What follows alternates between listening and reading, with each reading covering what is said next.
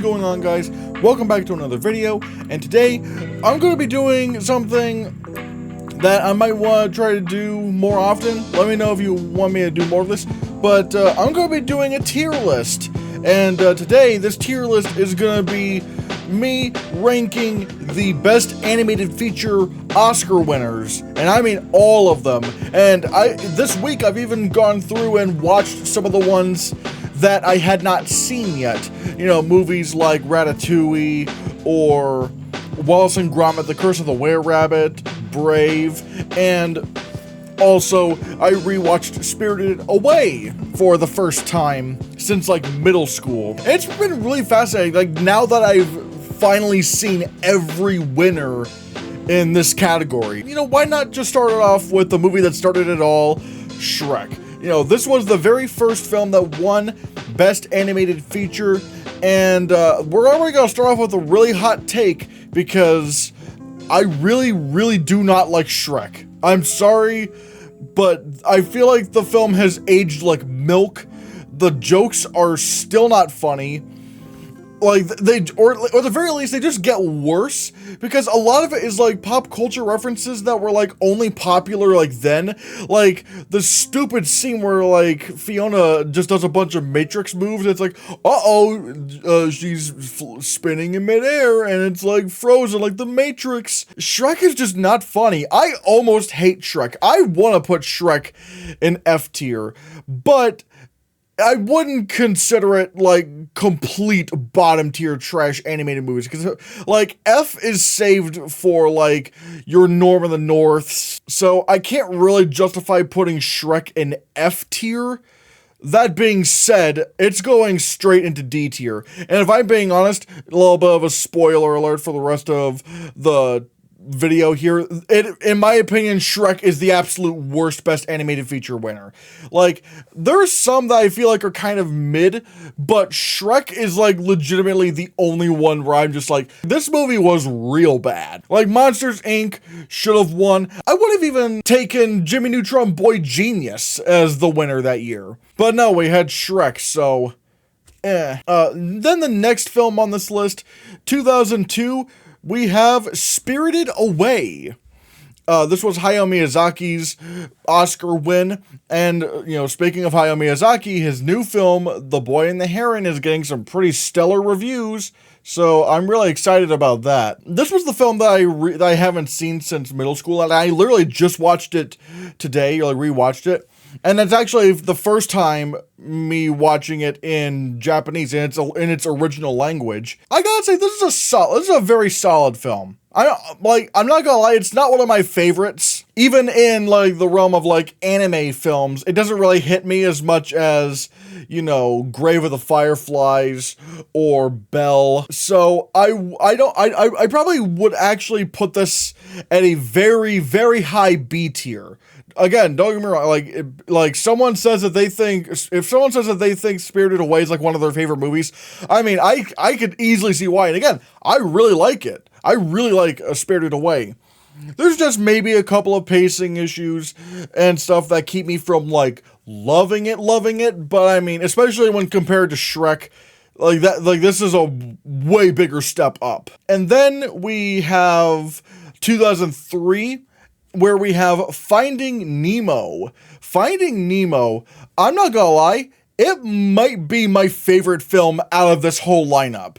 Like, it's really tough between this and Incredibles, but Finding Nemo is arguably Pixar's crowning achievement. Like, it is, like, perfect, like, in terms of, like, you know, being funny for the kids, but also, at the time, I would have said this was, like, Pixar's most adult film yet. Seeing as how, like, you're following a father as a main character, and he, like, everything that he goes through with his, and thinking, and at some point thinking his son is dead, it's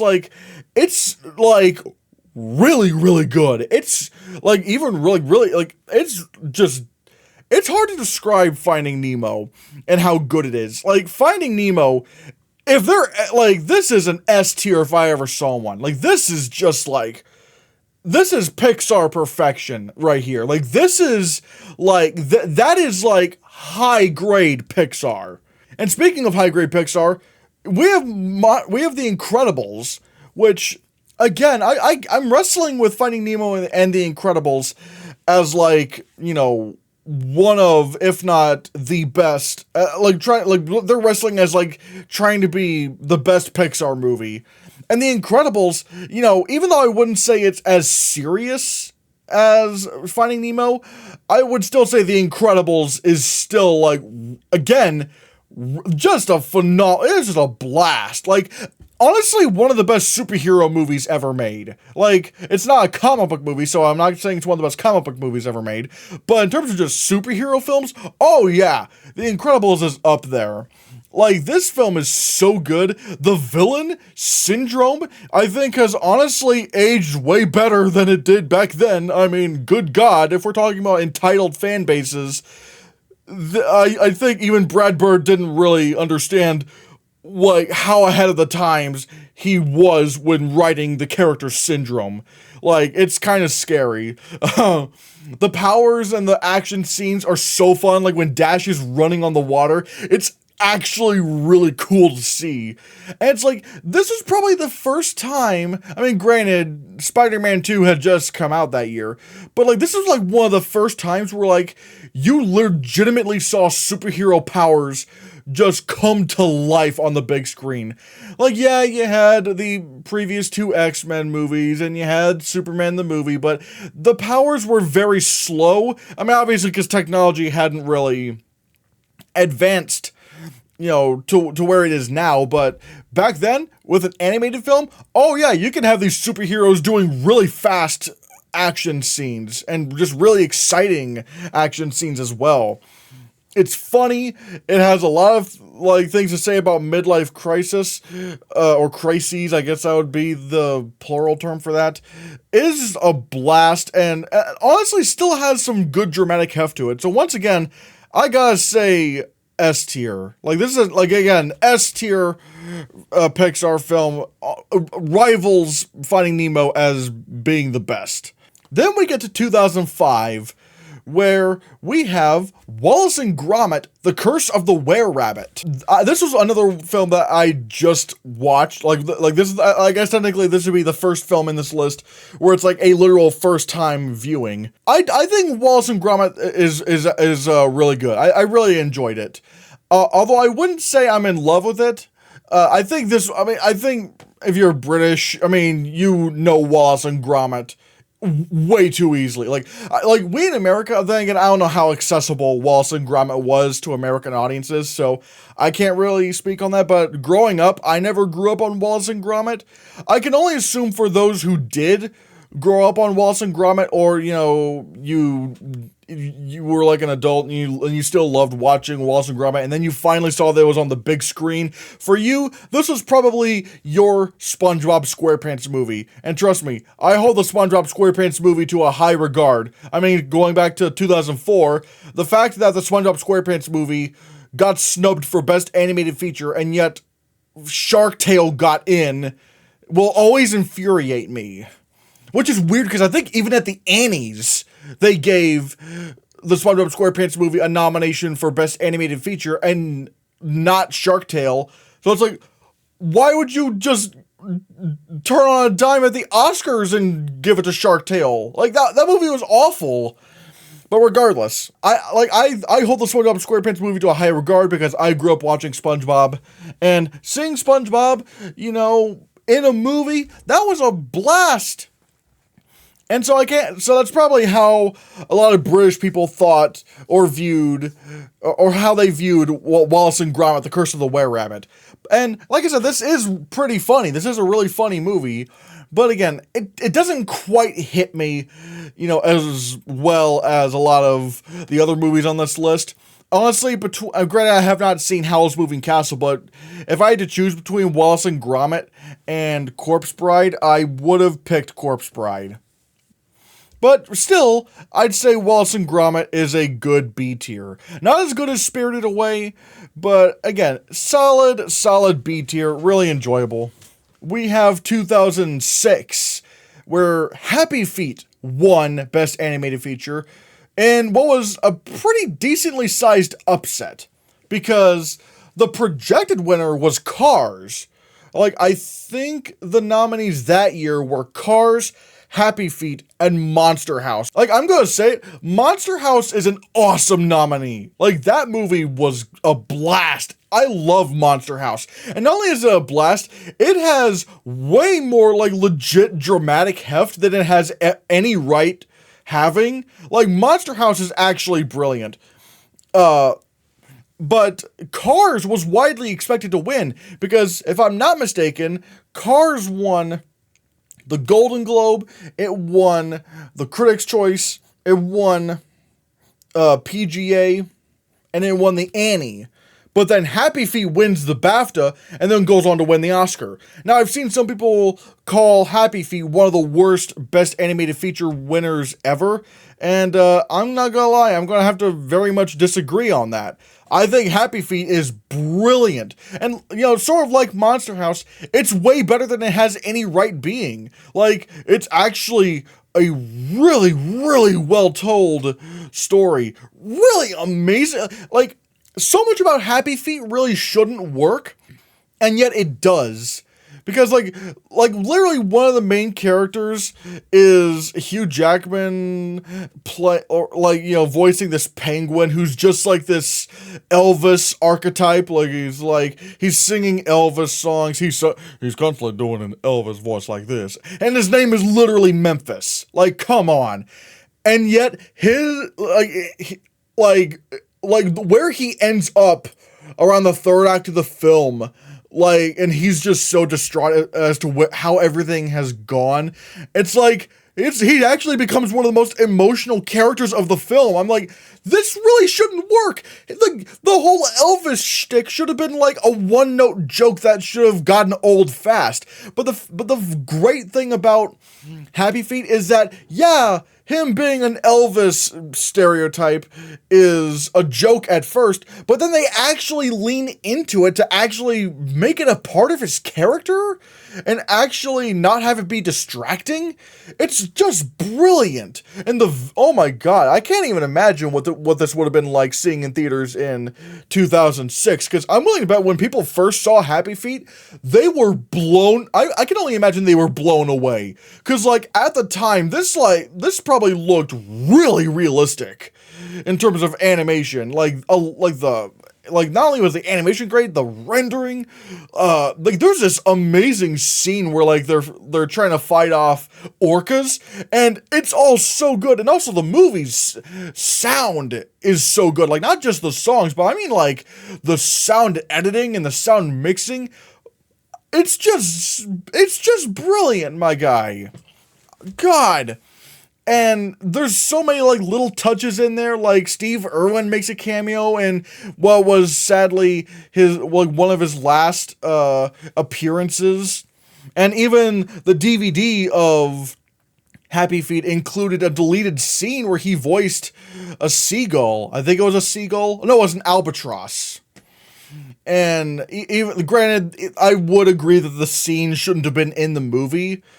Like, it was really neat that as a special feature for the DVD, they completed the scene in honor of Steve Irwin. But, God, everything about Happy Feet is so... Even the ending is so good. God, I don't know why people, like, give crap to Happy Feet. This is either really high A tier or S tier. I'm trying to think. You know what? Screw it. I'll put it in S tier. Happy Feet is really, really, really good. It's a phenomenal film. I love Happy Feet so much.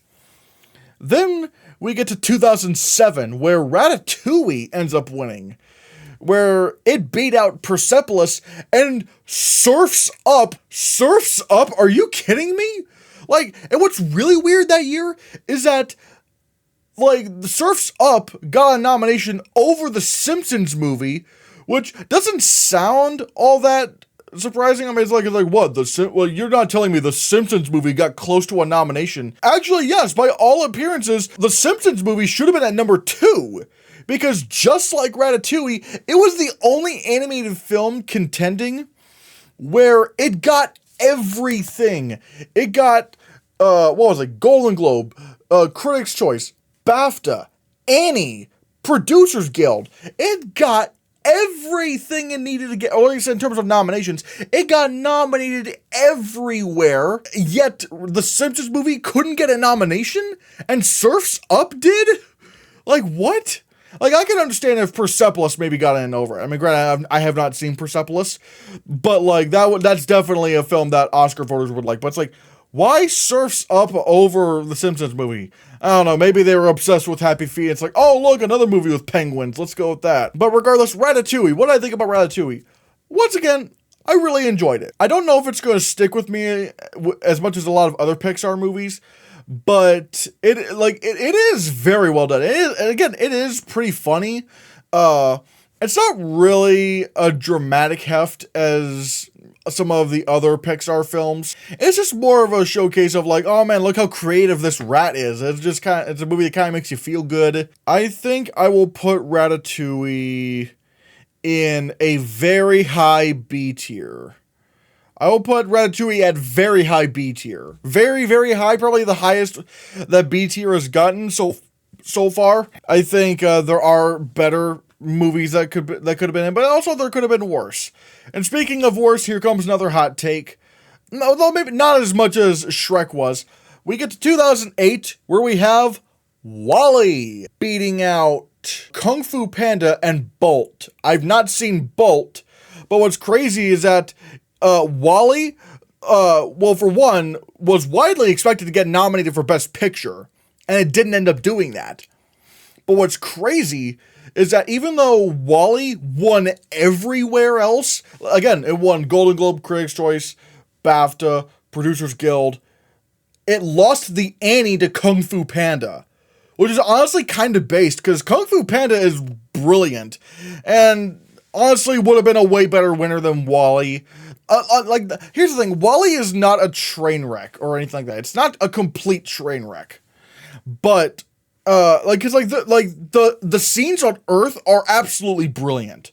It's like just pure visual storytelling. It's when they go into the spaceship and they encounter the humans is when it starts to become pretty dull.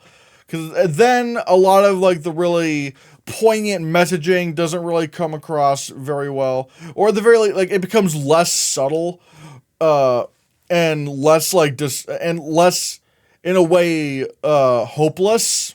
I thought Wally was okay at best. I'd probably put Wally at a very high C tier. Very high C tier, because I wouldn't not like a C minus or anything like that. But it's okay. It's like slightly more good than bad, but which is why I say it's a really high C tier. But I'm not gonna Wally isn't really one of those movies that stands out to me all that much. All right, now we get to 2009, where we have Up, and this is where we start to see some of those 5 films nominated in Best Animated Feature.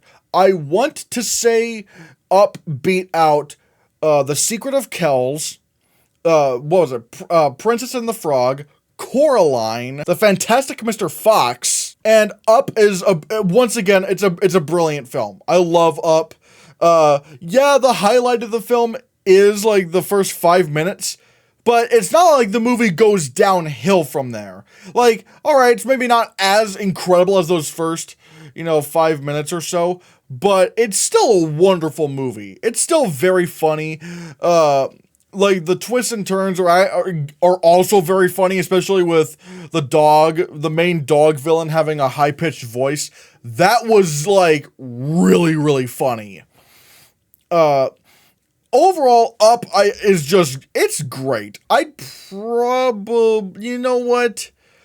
I'm trying to think. I don't have any real problems with Up, so you know what? I'll put this in S tier. I'll put Up in S tier. Then we get to 2010, where Toy Story 3 beat How to Train Your Dragon and The Illusionist. I want to, I know you're probably expecting me to be all, different, oh, How to Train Your Dragon. I mean, granted, How to Train Your Dragon is great, and it actually was the only place that pretty much, or at least, the only major place where it beat Toy Story 3, which is really weird. Toy Story, 3 won Best Animated Feature everywhere else: Golden Globe, Critics' Choice, Producers Guild, BAFTA, and was even nominated for Best Picture at the Oscars, and yet the Annies gave it to How to Train Your Dragon, which is really, like, that's insane. That's vastly more insane than Kung Fu Panda beating Wally.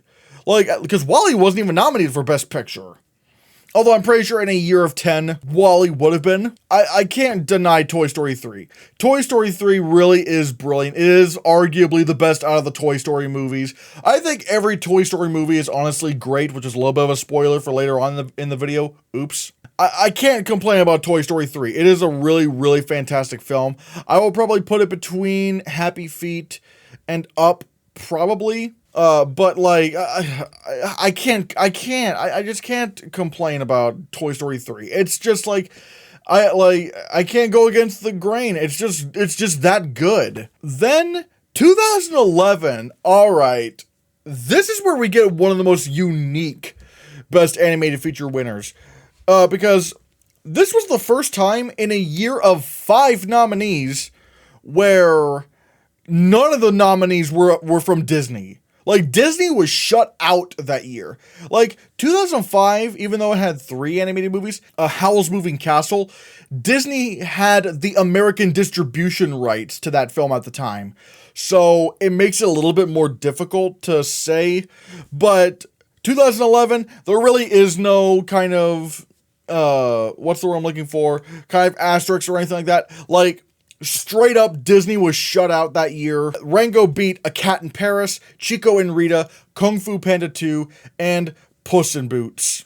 And Rango, my god, it's so good. Like, it's such a different, weird anime. Like, this is, up to this point, maybe the weirdest animated film to win the category at this point. Like, it is a bizarre film. Like, it is so strange and surreal at times.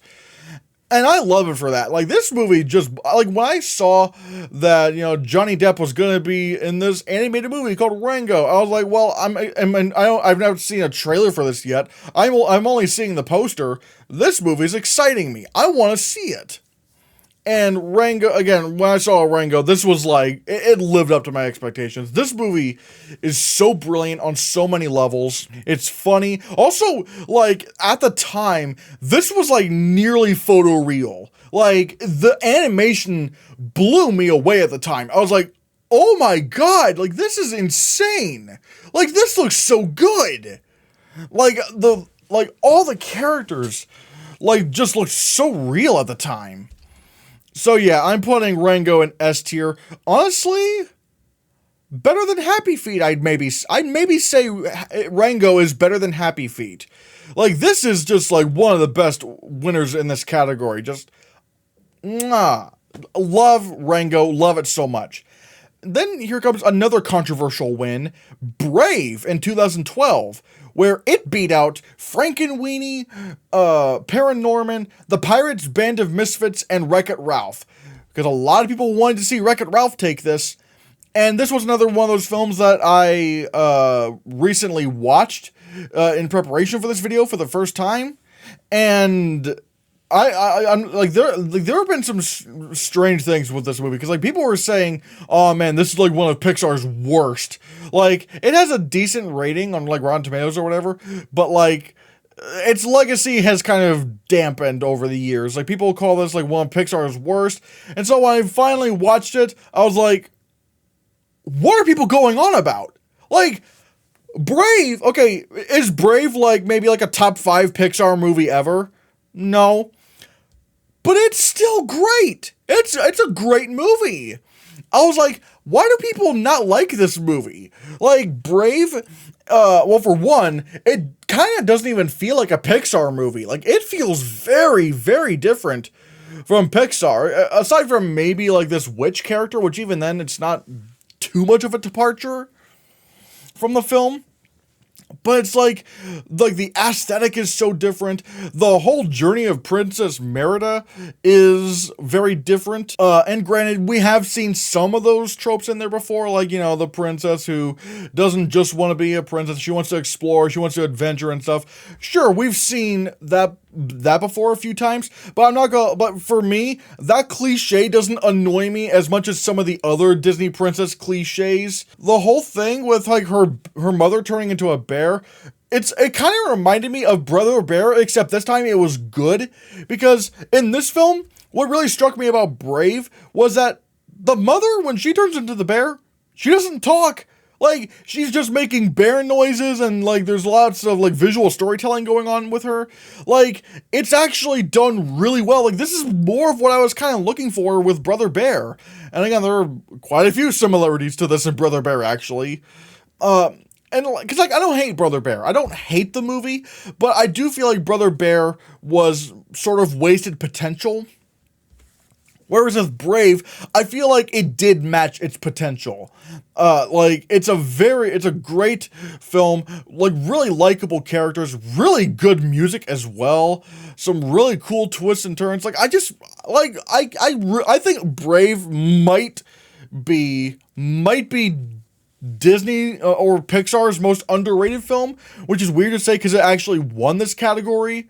But yeah, I'm going to put this in a very good, in like a great A tier. Like, Brave does not deserve the hate that it gets.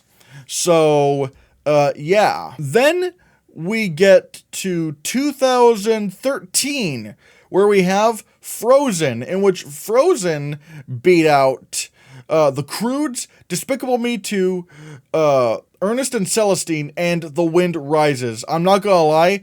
I've only seen Frozen in this category. I really want to see The Wind Rises at some point. But from what I remember, 2013 was not a very good year for animated movies. In fact, I would probably say it's maybe like the worst year for animated movies. Because, like, I mean, if Frozen was considered the best, it's not a great year. Okay, here's the thing. Frozen's not bad. It's actually pretty good. But, I mean, granted, when I was a kid, I tried to say that Frozen was one of the worst movies ever made. But keep in mind, I was a teenage boy, and when you're a teenage boy, and you see Frozen all over the place, and you hear everyone saying, "Let it go! Let it go!" Like, you're gonna have your judgment clouded and stuff like that. But I still don't love Frozen. It still has some of the Disney princess cliches that I don't like. Overall, it just kind of felt like a very safe Disney princess movie, which is probably why it has such wide appeal. You know, it has such wide appeal because it is a very simple movie, like that's mainly accessible to everyone. That's, you know, again, I don't think it's bad. I think it's decent, but, you know, I feel like, at least for me personally, I want more risks being taken with my animated movies. So, yeah, I'll put this in like a lower B tier. And then 2014. Oh my god, the snub of, like, maybe of the 21st century. It's not as much who won, although granted, I'm not really thrilled about who won either. But the fact that the Lego Movie did not get nominated for Best Animated Feature, yet was expected to win, just boggled my mind. I'm like, alright, what is happening here? The Lego Movie was so clearly the best animated film that year, and it didn't get nominated? So we just kind of got stuck with Big Hero 6 beating out The Box Trolls, How to Train Your Dragon 2, Song of the Sea, and The Tale of the Princess Kaguya. And out of these films, I've only seen Big Hero 6 and How to Train Your Dragon 2. And so I can't really speak for The Box Trolls, Song of the Sea, or Tale of Princess Kaguya. Although I'll say this, I would have easily taken Lego Movie over Big Hero 6. I would have, like, Big Hero 6 is just kind of, again, sort of like Wally at best okay. It's just like, it's not really anything that amazing. It's just, alright, it's just a very standard superhero film. And keep in mind, I'm not even against superhero films. Like, I'm not one of those people who's like, oh, Marvel's not cinema. It's like, no. But it's like, this could have done so much more. It just felt like a kind of like an average movie with like a couple of really cool ideas and stuff. I don't know. I don't really have, I think one of the reasons why I can't really talk a lot about Big Hero 6 is because I just don't have many strong feelings for it in the grand scheme of things. I just don't. It's just, like I said, it's a very average film. Then we get to 2015. Immediately we have a jump. We're back, baby. We are back. Inside Out, which won over Anomalisa, Boy in the World, Shaun the Sheep movie, and When Marnie Was There. Inside Out, this movie is just, again, it's brilliant. I love Inside Out so much. Like, this is what makes Pixar great. Pixar, like, when they are focusing on the things that make us human, that's when Pixar is at their best and stuff. And Inside Out is just, like, it's an idea we've seen before, where it's like, you know, seeing all these crazy, you know, emotions, like, personified in our heads. But, man, the way this film tackles human emotions is so complex. It's actually way smarter than it has any right to be. It is a wonderful film. Oh my god. Oh god. And I think, like, when I first saw this movie, like, I cried like 3 times in the theater. It was a wonderful, wonderful film. So yeah, obviously I'm gonna put Inside Out in S tier. This movie deserves S tier. It's just that good. Then we get a film that's not as good, Zootopia.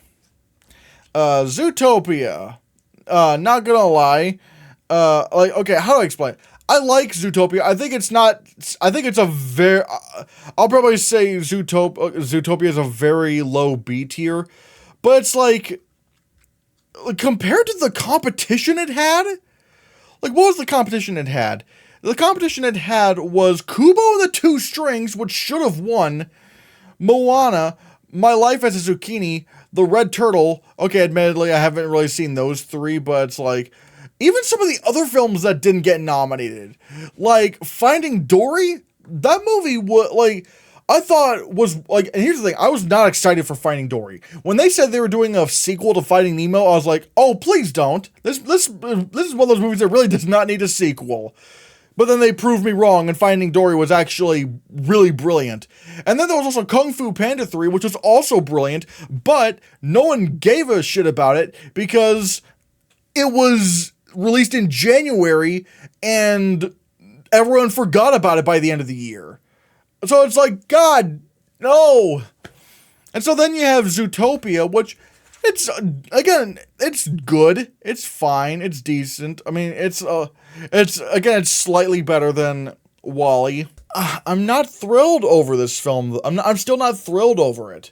Like, the whole thing about having animals being used as like a metaphor for racism and stuff, for one, I feel like is a little bit, like, I don't want to say problematic, but it's just kind of weird. Like, why are you comparing different races to different species of animal? Like, that I don't think that really comes across all that well. And also, there's, like, a few other things where it's like, because it's like, yeah, you know, for example, I might have a different culture than a Korean person. But it's not, like, to the level of, like, you know, accommodation where you would have between, like, a mouse and an elephant. Like, it's not, like, we're not that different. Like, the animals in Zootopia are clearly very, very different. For me, I feel like Zootopia was playing it too safe. Like, I feel like they only made the characters animals so that they wouldn't have to directly confront racism, which I feel like it's probably better to confront racism like that. It's like directly head on. I'm not saying you have to, you know, make it like Get Out or anything like that, but like, I would have preferred a way more direct approach than just animals. It just feels safe, and it's a movie that doesn't really take a lot of risks. I mean, there is a cool angle there where Judy Hopps, I think that's her name, has like a prejudice, but again, I feel like the message is lost when you're doing it with animals and not human characters. I don't know. I feel like it's just kind of weird having them be played by animals. So yeah. Then we get to Coco, and this is probably one of my last hot takes. Like, Coco was 2017. It beat out The Boss Baby, The Breadwinner, Ferdinand, Loving Vincent. Admittedly, have not seen the last two, but 2017 is weird, because this was also kind of a weak year for animated movies. And for the life of me, okay, fine, Coco, whatever. I didn't really care for the film that much, but whatever, a lot of people love it. People did not like The Boss Baby. Why did The Boss Baby get nominated for Best Animated Feature, and yet the Lego Batman movie didn't? Like, are you serious? Lego Batman was significantly better in every way. And I would also say Captain Underpants as well. That was also a great movie, but I sure as hell knew that the Oscars would never touch Captain Underpants. But regardless, like, Lego Batman, like this year, just kind of solidified to me that the Oscars just hate Lego. Like, they just don't like anything to do with Lego. It's like, if you're a Lego product, we're not going to nominate you for Best Animated Feature, because you're just a product. You're not a real movie. Even though I thought the Lego Batman movie was better than most of the movies, or like most of the animated films released that year. My problem with Coco is that, like, well, for one, it's kind of predictable. I kind of saw a lot of things coming. And granted, you can still be predictable as long as, you know, you're doing some kind of new things or being innovative, or in this case, being funny, and it's really not. I mean, especially the comedy. The comedy especially fell flat on its face. I really didn't like the comedy in the film, especially not the dog. I still hate that dog character. The dog is so annoying. The one thing I will give Coco is that the ending actually is very beautiful. Like, the ending is just like, it's just as good as everyone says it is. Like, that actually was brilliant. But other than that, again, it's just very standard. And I wouldn't even say it's okay. I would honestly say it's mid. So yeah, in my opinion, Coco is the only truly mid Best Animated Feature winner. Then we get to 2018.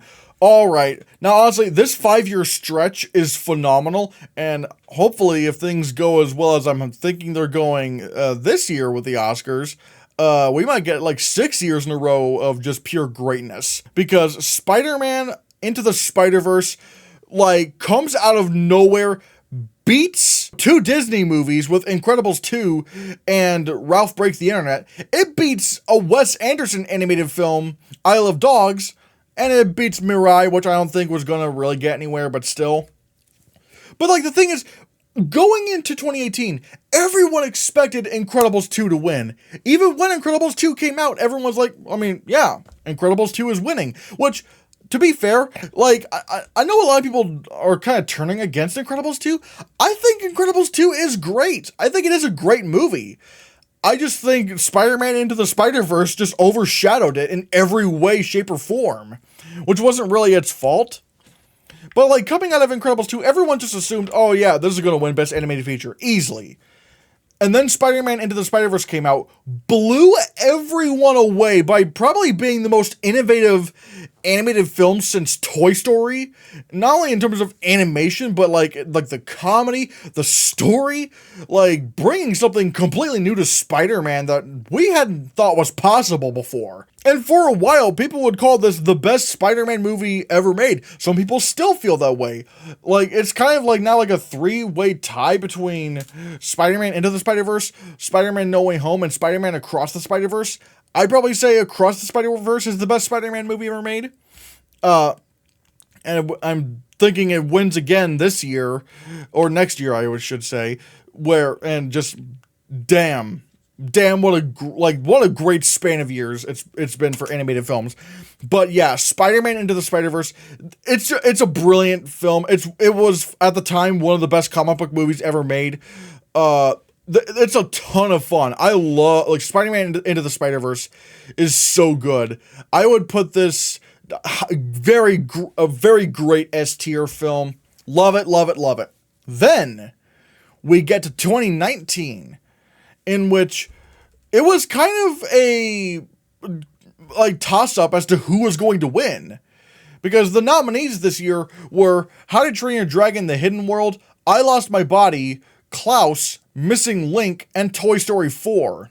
The Golden Globes gave it to Missing Link, which is a big surprise. Then Toy Story 4 won Critics' Choice. Then I believe Klaus won the Annie.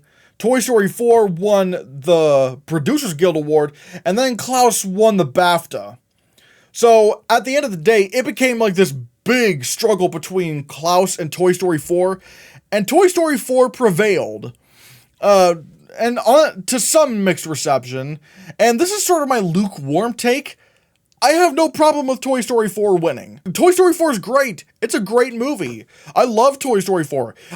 Maybe I would say it's the funniest Toy Story movie yet. Do I think the dramatic moments in like Toy Story 3 and 2 overall work better? Yeah. But Toy Story 4 is just, it's still great. It's still a great movie. I still love Toy Story 4. And also, like, good God, like, the animation is just beautiful and so well rendered. I mean, like, I swear, some of that stuff looked real at times. I was like, oh my God, this is insane. Toy Story 4, I love it a lot. I'll put this at very high A tier. Very, very high A tier. And then we get to 2020. Oh boy, we all remember 2020 and how crazy of a year that was.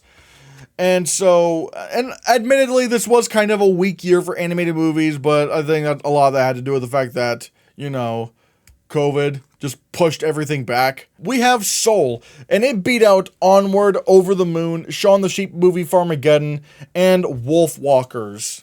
And I'm not gonna lie, out of this category, I only kind of loved Soul and Wolfwalkers. Like, Onward, I really enjoyed Onward, but it's not all that great. I enjoyed Shaun the Sheep Movie Farmageddon, but again, I don't love it. And Over the Moon, I just didn't even think was that good. I thought it was just very, very cliched and stuff. But Soul, this is a little bit of a lukewarm take, although maybe not too much. Soul, I think, is one of Pixar's best. Soul is absolutely wonderful. Like, this film really, like, it's probably Pixar's most adult film to date. Like, it is so thought-provoking, and it is just, so warm and welcoming, and really makes you think about life. Because, and honestly, it kind of did just live up to my expectations. Like, the moment I heard that Soul Pixar was going to be making this movie called Soul, and it's being directed by Pete Docter, who is, like, arguably the best animated film director of all time. Like, Soul is absolutely incredible. Again, just like, man, if you were to tell me, like, oh, what's an animated film, like, what's an animated film you think is, like, mainly for the adults, that kids could still watch, I would say Soul. Like, don't get me wrong, like, Incredibles, Finding Nemo, they have, like, great stuff in there for adults as well, and I still think they're better overall than Soul, but, I mean, my God, Soul is just, it is just absolutely wonderful. It is one of Pixar's best. And I could make an argument, I don't know if I do put it in my top 10, but I could make an argument for it to be, like, one of the best animated films ever made, at least in the top 10, but who knows. Then we get 2021, where Encanto wins. And this is honestly a very great year for animated movies, even though I didn't really agree with two of the nominees. But Encanto beat out Flea, Luca, The Mitchells vs. the Machines, and Raya and the Last Dragon. So I would have easily swapped out Luca in favor of Belle. Like, Belle was wonderful. I would have, like, the fact that Belle didn't get nominated made me so sad. And I would have also swapped out Raya and the Last Dragon, probably in favor of Vivo. I think Vivo was very underrated. Vivo, like, the movie where, like, Lin-Manuel Miranda plays a kinkajou. And that's kind of strange, but it's like, look, I love Vivo. But overall, yeah. And even the winner, I didn't quite agree with the winner. Like, among these nominees, Encanto would have been third, because I would have had Mitchells vs. the Machines, then Flea, and then Encanto. But Encanto is still great. I still do love Encanto. It still is Like, it has some great songs, deals with, like, more familial issues, like, there's no plot twist villain, it's just a matter of circumstance and lack of communication. I really like that about Encanto. So, I would say Encanto is a very solid do I put Encanto above or below Brave? Right now, I will say Brave is a little bit better, but I'm not gonna complain. All right, I'm not gonna complain about that. Like, that's really good. And then we get to the most recent film here, Guillermo del Toro's Pinocchio. I mean, come on. The moment we found out the title was Guillermo del Toro's Pinocchio, it was destined to win. Like, it was destined to win. Like, good God. Like, and it was completely unchallenged. Like, no one broke away. Like, despite the fact that it was not, honestly, this might be the best lineup we've had for Best Animated Feature, maybe ever. At least from the ones I've seen. It beat out Marcel the Shell with Shoes On, Puss in Boots: The Last Wish, The Sea Beast, which I'm glad that got a nomination, and Turning Red. Now, granted, I wouldn't have nominated Marcel the Shell with Shoes On, but unlike some of the other films, like this, it's not because of the quality, it's because I legitimately don't believe Marcel the Shell with Shoes On is an animated film. Like, I actually believe that film was a live-action film with stop-motion characters, but for some reason, it got into Best Animated Feature on a technicality, which is kind of stupid. Because, like, there's lots of, like, legitimate, like, filmed live-action scenes and live-action human characters, and a lot of them. So clearly this was not an animated movie. That's not even me criticizing the quality of the movie. Because Marcel the Shell with Shoes On actually is great. So yeah, but with Guillermo del Toro's Pinocchio, I mean, come on. It's Guillermo del Toro reimagining one of, like, the classic, you know, stories out there. Like, it's wonderful. Like, I don't think it's, like, as, like, how do I describe it? The stop motion animation, I don't think is as unbelievable of an achievement as something like Kubo and the Two Strings. But if we're talking about, like, art direction, and rather than, like, the animation techniques, like the art direction, oh yeah, it's, like, easily maybe the best looking like stop motion animated movie ever made. Like, it is gorgeous to look at. The score is incredible, and I'm so mad that it didn't get nominated for the Oscar, which is so weird. Alexandre Desplat's score for Pinocchio got nominated everywhere, and yet it couldn't even get nominated for the Oscar? Like, what was that? And then Ciao Papa getting snubbed for Best Original Song. Like, that was upsetting. It's like, that song was great. It was a wonderful song. Oh, God. And, like, Pinocchio is just, it's just a really wonderful film. I love Pinocchio. I do, like, maybe the one criticism I have is, like, some of, like, the joke, like, the gags revolving around, you know, the cricket guy, Sebastian Cricket or something like that, where, like, the joke is just, he just gets squished all the time. It's kind of weird that's, like, the only joke they had for him. But still, I mean, other than that, everything else in the movie is just, like, pitch perfect. It's just wonderful. And when I saw this in the theater, I was a sobbing mess. I was like, oh, God, oh, no. So, yeah. Ooh, do I put this above or below Toy Story 4? Right now, I might say this is the highest A tier. Maybe above Toy Story 4. But, yeah. So yeah, guys, this is my tier list for the best animated feature winners at the Oscars. So many great winners, so many, like, deserved, you know, spots. This has just been, like, a very good category over the years, and I'm really excited to see more winners in the future. You know, especially since this year, Spider-Man Across the Spider-Verse is clearly winning Best Animated Feature. And hell, I'm even predicting that Disney gets shut out again this year. Because Elemental is not getting in. Because, like, the Oscars have a pretty high standard for Disney. Like, you have to be like high 80s to get nominated for Best Animated Feature at the Oscars. At least high 80s, and Elemental couldn't even do that. And unless Wish is way better than we're expecting, that's gonna get shut out. Those are my rankings for the Best Animated Feature categories. Now I pose the question to you. What do you think of my rankings for best animated feature? I'm going to leave a link below for the tier list so that you can make one yourself. You know, send a link in the comments below and, you know, show me your tier list. Give this video a like and consider hitting that subscribe button, because if you don't, maybe Shrek will come after you in your swamp. Onions have layers.